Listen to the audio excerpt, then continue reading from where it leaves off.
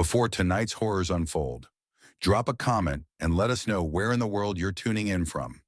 Your support keeps the horrors alive. Let's begin.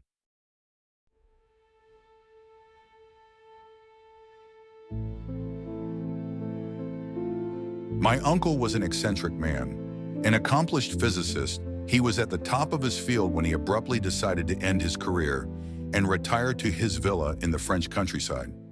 His friends and family couldn't even begin to guess what had prompted the drastic shift. He didn't have a wife or children to whom he could devote more time to. In fact, he had been content with living a bachelor's lifestyle well into his 40s, which he certainly possessed the means to do. When asked, he merely stated that he was tired of the hustle and bustle of the city and that he wanted the space to clear his mind. I still remember the day he came to pick me up from the old train station. My mother, his sister, got up to hug him while I remained seated at that bench, gazing off into the waving lavender fields that flanked the railway on both sides and toying with the bracelet father had given me for my birthday. It was my first time out of the city for any considerable length of time. Under better circumstances, it would have been quite exciting. The reason why my uncle had agreed to let me stay with him was due to my parents' rather tumultuous divorce proceedings.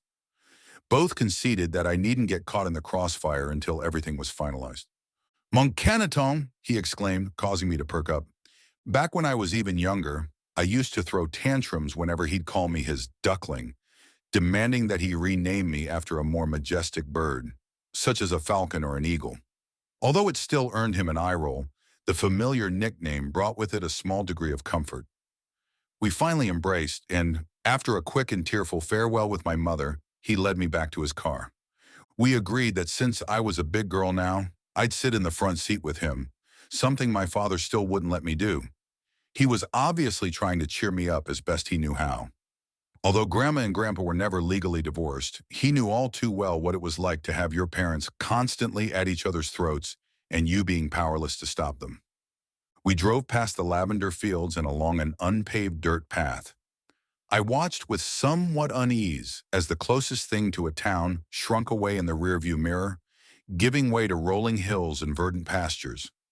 Soon the only man-made structures within sight were the concrete utility poles dotted across the scenery, but even they were not impervious to being reclaimed by the inexorable grip of nature.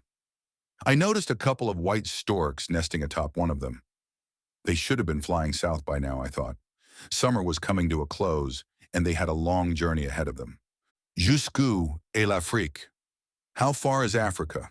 I asked Uncle, who was more surprised that I had spoken to him in French than by the nature of my question. Although my mother's side of the family has its roots in Strasbourg, my father is from Berlin, which is where I was born and raised. Due to his lack of fondness for my father, Uncle never bothered learning German. As a result, when nobody was around to translate, we primarily spoke in English, since it was the only other language both of us knew relatively well. I, having been exposed to it since kindergarten, and he, having honed it throughout his many years of teaching abroad. Très loin, very far, he answered. Farther than you can imagine. For some reason, I interpreted that as a challenge. I trained my eyes on the horizon, conjuring mental images of giraffes, leopards and palm trees, of sprawling savannas and impenetrable jungles, all things my young mind had been conditioned to associate with the exotic continent. For all I knew, I could have been staring in the exact opposite direction from where south was, but it wasn't like my uncle would have bothered correcting me either way. Here we are. His unexpected proclamation stirred me from my reverie.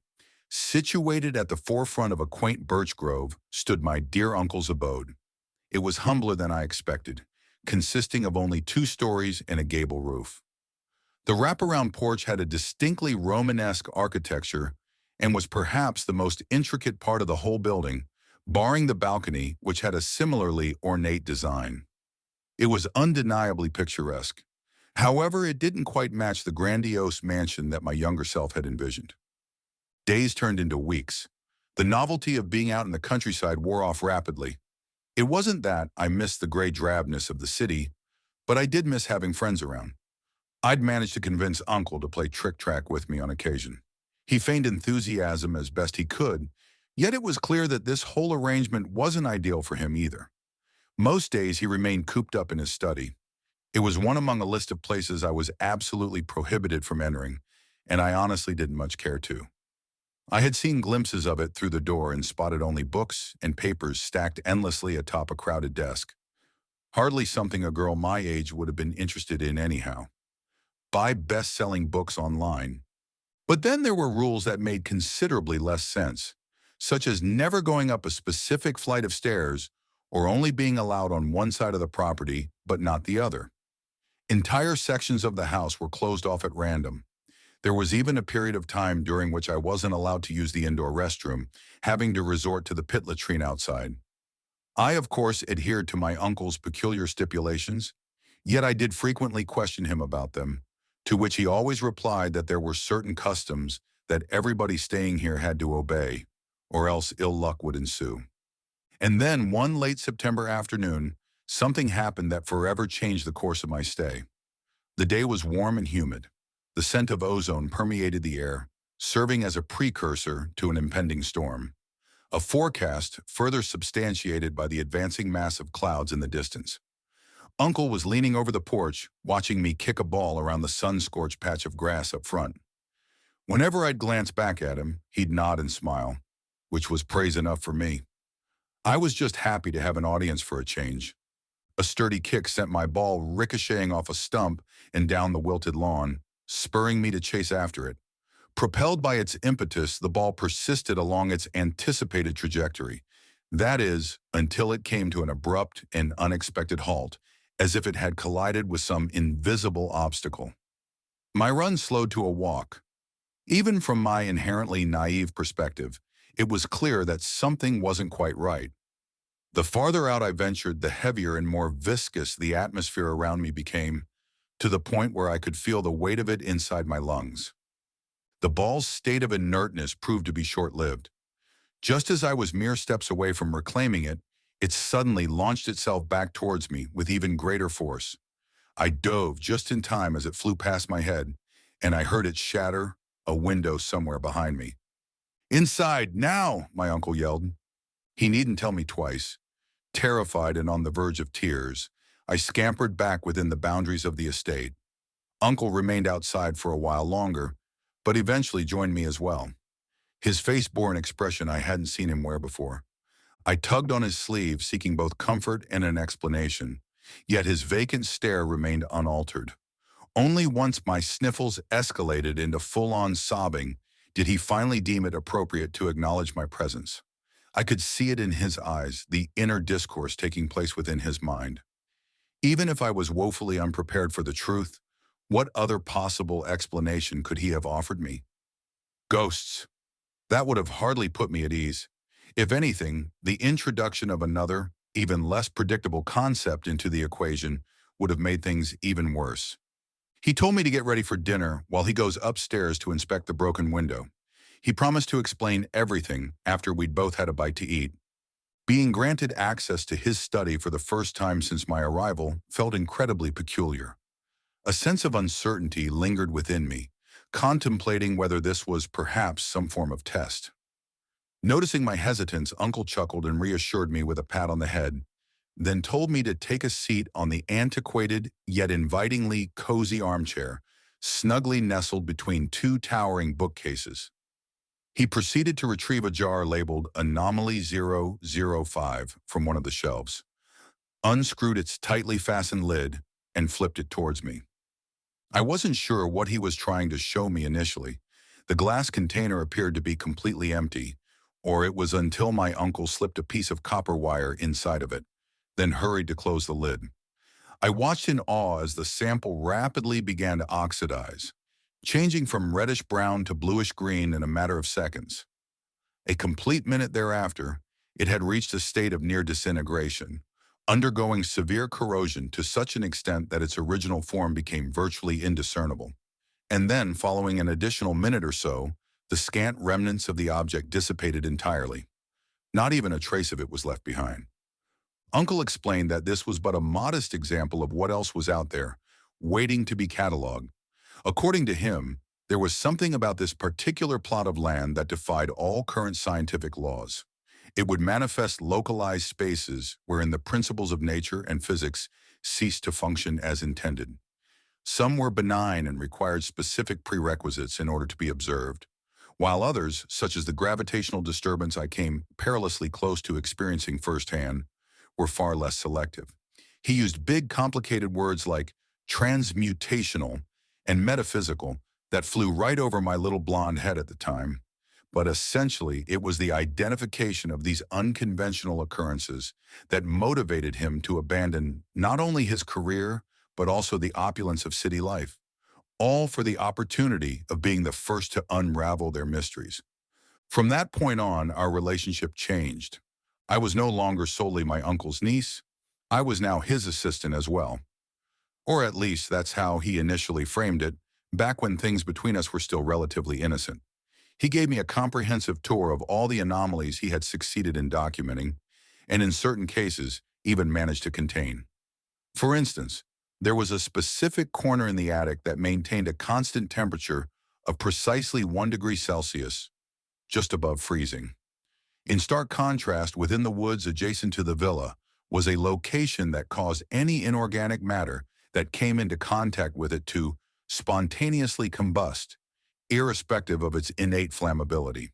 Then there were the anomalies that only responded to particular metals and alloys, while being simultaneously repelled by non-conductors such as rubber or glass, thus rendering them capable of being transferred.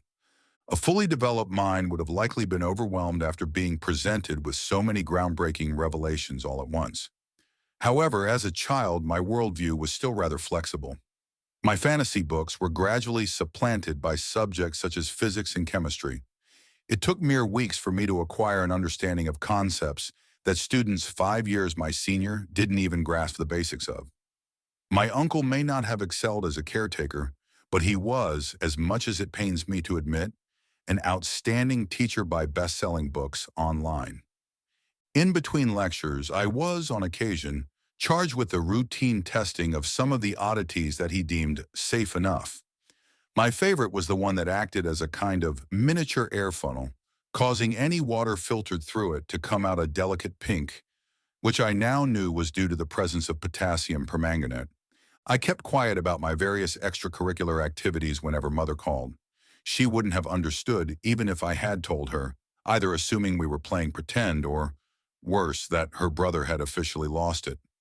Things carried on more or less as described all the way up until the start of winter. That's when it happened. The event whose aftermath elevates this narrative from a mere dubious account to my own personal horror story. It had snowed heavily. I was engrossed in the task of decorating the upstairs hallway in eager anticipation of the swiftly approaching holidays, when a peculiar sight caught my attention.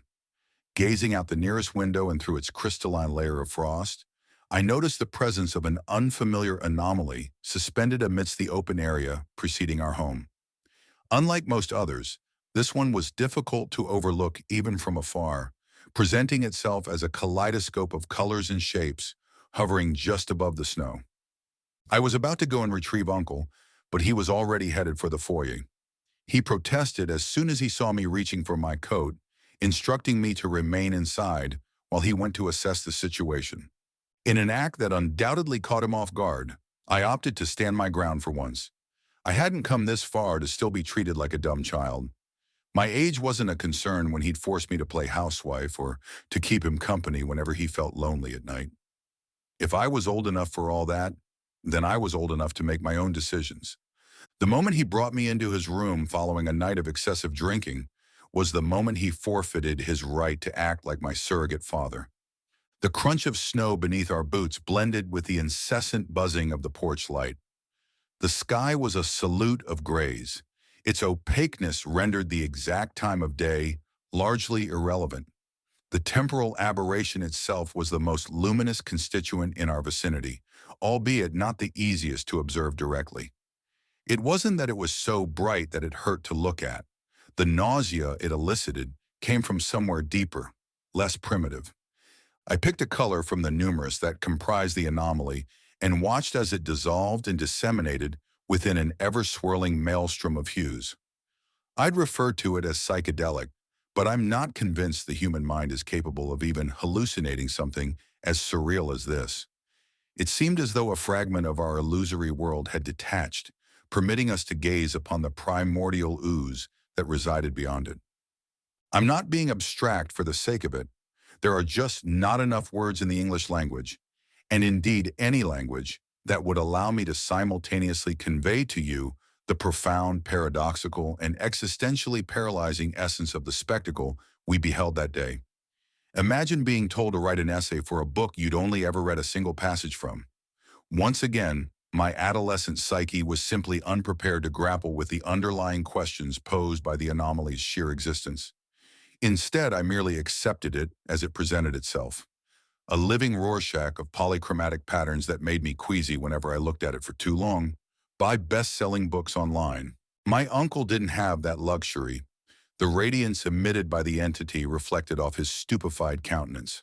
Despite any discomfort he too may have been experiencing, it evidently wasn't enough to deter him from advancing further towards the blooming lights. I endeavored to follow suit, but the sensation of vertigo became too much to endure. Every heave, every retch was like regurgitating chunks of my own soul. The ground beneath my feet felt liquid. My ears popped and my temples began to throb, as though an air raid siren had gone off near my head. About 20 or so paces ahead of me, my uncle stood in front of the shimmering mass, his form outlined by the nebulous amalgamation of hues. He reached forth. As he tried grasping at its ephemeral shapes, however, the anomaly simply vanished. It didn't disperse into stardust or collapse in on itself.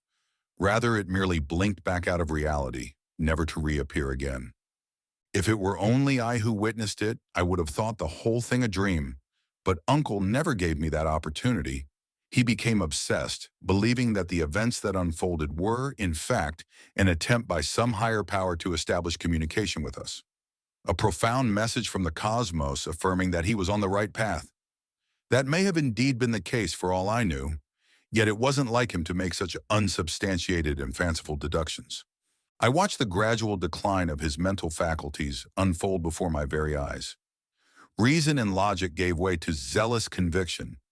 Most days he'd walk right by me as if I were part of the furniture, until eventually he ceased to withdraw from his study entirely, not even for the most basic of needs. I was left to fend for myself, alone in a big cold house on some remote tract of rural land. I tried to call my parents, but the phone wasn't working, though I blamed it on the weather at the time. Considering what was about to transpire, I wouldn't be surprised if my uncle had deliberately isolated us from the outside world. Supplies were running dangerously low, and it wasn't like I could walk to the nearest town to get more. The door to his study looked even more imposing in the ambient glow of my candle. Pushing it open, a waft of foul odors promptly compelled me to cover my nose. The stench of ammonia was so potent that it made my eyes water. Nervous yet, with no other alternatives remaining, I crossed the threshold, stirring up a cloud of dust in the process. Darkness dominated a significant portion of the room. The sole source of light was a dim lamp, which lay beside the desk, seemingly toppled over. Whether by accident or as a result of some manic fit, I couldn't say for certain. I relinquished my candle and gripped the base of it instead, then used it to illuminate my surroundings. Beyond the prevailing state of disarray, the first thing I noticed were the jars of urine stacked against the wall to my right. Nearby them was a grimy bucket whose contents I could deduce, yet chose not to validate. There were pages from books and research notes scattered haphazardly about, some torn to ribbons, others crumpled and repurposed as makeshift toiletries. I ventured deeper. The rancid, stale air became near impossible to breathe without the threat of vomiting. Even more disconcerting were the subtle undulations coursing through it, a telltale sign of an anomaly, and I appeared to have walked right into its epicenter. Come to think of it, those jars had to come from somewhere. And then I saw him. Slumped at the far end of that pigsty, stewing in his own filth, was the madman himself. His disheveled hair looked even grayer than I recalled, and his once meticulously trimmed mustache now extended above his lip. At his back was a weathered chalkboard that bore the marks of countless lessons and presentations. Now it bore only a single phrase, cogito, ergo sum. I think, therefore I am. I called out, but received neither a response nor a reaction. Not at first. I would have presumed him dead were it not for the rising and falling of his chest. His eyelids began to flutter, and when they finally snapped open, exposing the bloodshot eyes beneath, I couldn't help but squirm. Mon Keneton! My uncle's overly exuberant smile caused me to feel a sense of discomfort and intrusion simply from having to observe it. Having been roused from his state of semi-awareness, he sprung to his feet, clothes hanging loosely from his malnourished frame like soiled rags. He then proceeded to fish out a piece of chalk from his breast pocket. With it, he encircled and frantically underlined the solitary quote scrawled on the blackboard behind him, as if it were the solution to some equation known only to him. Oui, ça a du sens maintenant. Yes, it makes sense now. He vehemently slapped his hand against the surface, imparting his imprint onto it. His strained laughter reverberated throughout the confined space. It was a convincing charade you played, oui. Mais maintenant, je connais la vérité, but now I know the truth. You aren't real. This, all of this, none of it is real. His face reminded me of an apprentice seeking to prove himself to his superior. That was the test, was it not? He beamed, all but assured of his imminent triumph. Je l'ai fait. I did it. I have passed your test. Now show it to me. Show me the truth. Those terrible eyes were honed squarely on me, expecting me to peel back some hypothetical curtain that would in one fell swoop validate every single one of his delusions. When confronted with nothing but my own frightened expression, a distinct shift in his demeanor occurred. His neurotic gestures gave way to a new and subdued form of madness. Why? Why do you still insist on pretending? It is over. The deception has been exposed. The conclusion has been reached. You are but a thought in my head, and I command you to take me to the other side. He paced back and forth, avidly scratching at his perspiring neck. My heart was racing so fast that I feared it would either explode or eject itself from my ribcage. Growing up, I harbored the belief that adults possessed unparalleled wisdom, capable of effortlessly navigating any predicament. To witness the utter subversion of that notion, that lofty paradigm, in such a thorough manner verged on the surreal. Je sais ce que vous complotez. I know what you are plotting. He abruptly pivoted and exclaimed, startling me to the point where I let out an audible cry of fear. There was nary a shred of sympathy left in his voice. My cowering only agitated him more, if anything. After baring his teeth at me for a while, he firmly grasped both sides of the board, then pressed his forehead to it as well. His first few murmurs were too faint for me to catch, but the subsequent ones I very much did. Not real, you aren't real, figment, illusion, vapeur. And then came the line, a single sentence, engraved so deeply within my recollection that it forever impedes me from perceiving any man as aught but a creature of instinct, concealing his predatory nature behind a facade of refinement and civility, which, no matter how intricate, always crumbles away under the right circumstances. Sometimes in the midst of my insomnia, I find myself contemplating whether I can still hear it, emanating from some neglected corner of my bedroom. You aren't real, which means I can do whatever I want with you. I wasn't about to wait for him to charge me. I turned on my heel, intending to make a swift dash towards the exit, but an unfamiliar force seized hold of my wrist. Father's bracelet, the anomaly, was reactive to the metals that composed it. I pulled and I pulled, but found myself unable to escape the distortion's magnetic field, not with the object of its fascination still attached to me. By the time I finally succeeded in liberating my hand, my uncle was already upon me. He tore into me, his jagged nails ripping through both flesh and clothing indiscriminately. My fighting back only seemed to fuel his single-minded perversion.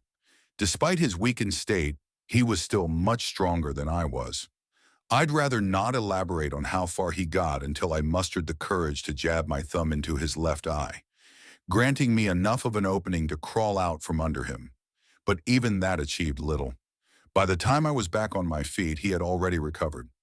I was painfully aware that I possessed neither the strength to overpower him nor the range to outpace him. So I did something that, to this day, baffles me as to how I was able to pull off. I once read an article that explored the phenomenon of children exhibiting remarkable cognitive awareness in response to bouts of extreme stress. Factual or not, I'm not qualified to say. Yet if I were to be placed in that exact same situation nowadays, I don't think I'd have the wherewithal to respond as ably as I did. I raised my arms, but instead of employing them as a barrier against my uncle's advances, I slowly began to clap. He came to a standstill. His perplexity reassured me, and my applause became more fervent. I somehow found it within me to suppress all of the pain and humiliation I felt at that moment, and then twisted it into a gleeful smile. "You are right," I said. "None of this is real. Congratulations. You have found the truth." I extended my hands in an encompassing gesture, as if to emphasize the point. His frenzied eyes, one of which had become swollen and noticeably more crimson, darted about the room. "Two men! You lie!" Spittle flew forth from his mouth, spraying against my face. I merely shook my head in response. Despite his protests, I could tell that he desperately wanted to believe me. He had to, for the alternative would have necessitated facing the repercussions of his horrid actions. "I never lied," I vaguely retorted, then gently offered him my palm. "Come, I'll show you." Hand in hand, we stepped out into the wintry landscape. The gusting wind swept my hair aside, and its icy touch nipped at the raw patches of my skin. I paid it no heed. In the broad context of all the tribulations I'd endured, something as commonplace as the cold was an almost welcome discomfort. "Do you see it?" I inquired, pointing to the horizon, where the rising sun met the sweeping pale dunes. He acquiesced with a series of affirmative nods, restlessly hopping from one foot to the other. Once a professor of respectable reputation, now reduced to a bumbling half-wit, a lobotomite encapsulated within a realm of his own making. The fragility of the human psyche is a remarkable thing. "That's where you need to go. Keep walking and don't turn back. You understand?" He cast his gaze downwards and our eyes met, his vacant stare colliding with mine. There was nothing there. Nothing but an absence of self. I wanted to feel some morsel of sympathy for the bastard, but I couldn't. The wounds were much too fresh and ran far, far too deep. "Quickly, go! Go, or you will miss your chance." And off he went, barreling through the snow towards the white beyond. The exact nature of his pursuit, if indeed he possessed a clear objective at this juncture, was left open to interpretation. Perhaps he genuinely believed that the world around him was a simulated construct, wherein he alone existed as an entity capable of thought. Regardless, he didn't get very far. It's rather poetic that the very anomaly which had instigated my descent into this rabbit hole of insanity would ultimately bring about its conclusion. As soon as he crossed that event horizon, it was already too late for him. Similar to how my ball had arrived at a sudden and complete stop, his body also experienced an immediate cessation, only to be expelled back with such tremendous force that it literally sent him flying. He collided with the balcony, folding against its marble railing, and subsequently plummeting headfirst onto the solid deck below. Needless to say, he didn't survive. I find it difficult to mourn him. He was a brilliant intellectual, yet regrettably an abhorrent human being, even before the onset of whatever madness afflicted him. He took things from me that were not his take, and growing up was never going to be the same because of it. Sometimes I like to think that there are numerous ways my story could have played out. Perhaps there's a parallel universe out there where I go on to live a healthy and self-fulfilled life of blissful mediocrity. But after all of the events that I've transcribed here, how could I? How could anybody? Numb and abused, I remember stepping over my uncle's broken remains and back into that house. A profound stillness pervaded the air, akin to the tranquil moments preceding a storm, despite the storm having already passed. I entered the small, dreary library above the dining hall, set my candle on the windowsill beside me, and began my search. I sifted through dictionaries and philosophical tomes until I found the precise definition I was looking for. Solipsism, the theory that only the self exists or can be known. This introspective standpoint asserts that one's own mind is the only true source of knowledge and affirmation, thereby emphasizing subjectivity over objectivity. Within this framework, solipsism challenges the commonly held belief in an external reality beyond one's own consciousness, with proponents discounting the existence of other minds or material existence as a whole. I gazed into the flickering flame, its brightness diminishing with each passing hour. It's quite the lonely thought, isn't it?